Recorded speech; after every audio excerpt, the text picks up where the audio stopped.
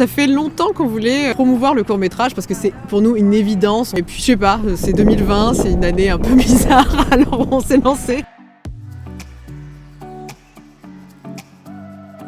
Cette année, on a vraiment voulu promouvoir la francophonie dans sa pluralité. On l'a toujours fait depuis des années, mais cette année encore plus. On veut vraiment montrer le plus de films possibles, de toutes catégories possibles et de tous les films francophones possibles. Donc là, l'ouverture au cours, ça nous permet encore plus de montrer des films du Maroc, du Sénégal, de la Suisse, du Luxembourg et des thèmes qu'on pourrait peut-être pas forcément aborder dans le long métrage aussi. Il y a plus d'audace, plus de sujets forts, subversifs dans le cours et ça nous permet de montrer la création francophone contemporaine, moderne, vibrante. Ça nous permet aussi d'aller toucher notre public. Notre public, il est peut-être beaucoup plus habitué à voir des films francophones plus traditionnels, si je peux dire. Des films qui viennent de Cannes, avec des grands noms comme Catherine Deneuve, etc. Et peut-être que justement ce public n'est pas vraiment sensibilisé au format court et qu'ils aient envie les prochaines années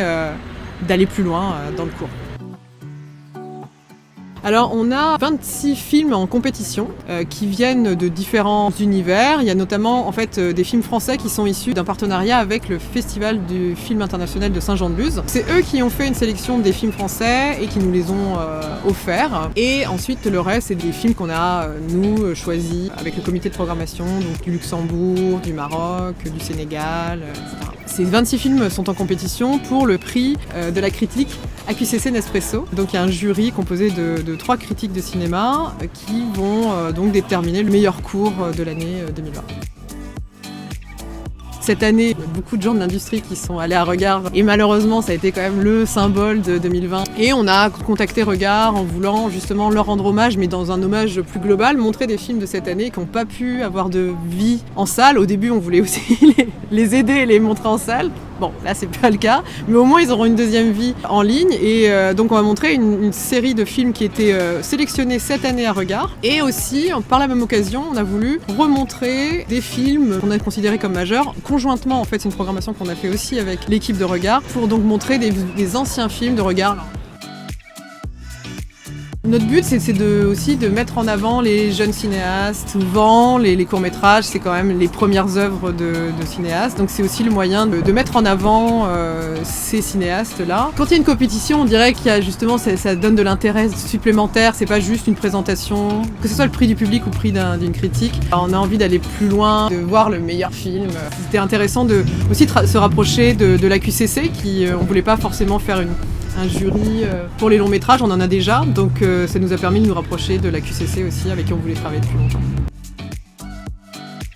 C'est sûr que nous, ça nous importe beaucoup de promouvoir la langue française, donc par tous ces aspects cinématographiques, mais c'est difficile de définir finalement la francophonie juste par la langue. C'est dans les sujets, dans les pays, ça peut être aussi, par exemple dans les longs métrages aussi, et même dans les courts d'ailleurs, il y a des films qui sont pas vraiment en langue française. C'est en arabe, il y a une partie en langue française, mais ça se passe au Maroc. La pluralité de la définition de la francophonie, c'est au-delà juste de la langue, c'est culturel, c'est artistique, c'est dans des racines. Et c'est pour montrer justement que la francophonie elle est vivante et ça se manifeste surtout dans les arts, et notamment dans le cinéma. Ce qu'on veut montrer, c'est montrer la francophonie même à tout le monde, et aux francophones, aux anglophones et aux allophones. Et c'est toujours sous-titré en anglais pour justement promouvoir la langue à tout le monde. Alors il y en a plein. Qu'importe si les bêtes meurent, c'est vraiment un joyau extraordinaire, c'est un film marocain.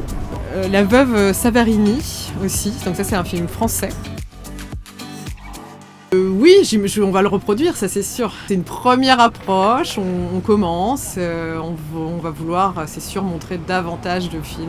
Je pense qu'on va garder le prix AQCC Nespresso l'année prochaine, ou en tout cas sur un format similaire. Ça c'est une bonne question ça. Mais c'est vrai que j'en regardais toujours et j'en ai beaucoup regardé cette année et finalement je me demande si j'ai pas vu plus de courts par moi-même, pour mon plaisir personnel que des longs. Mais c'est difficile, mais j'ai du mal à répondre à la question. Mais disons que je le consomme pas de la même manière. Peut-être que je vais regarder des cours comme ça, plus ponctuellement. Je vais voir passer quelque chose, on va me l'envoyer, on va me dire ça c'est super. C'est plus comme des petits mets comme ça que tu dégustes, plus ponctuel. Et un film, on dirait que ça prend peut-être plus d'énergie. Enfin, je sais pas. Mais en tout cas, peut-être que je prendrais 1h30 vraiment pour un long, mais que j'agrémenterais de cours.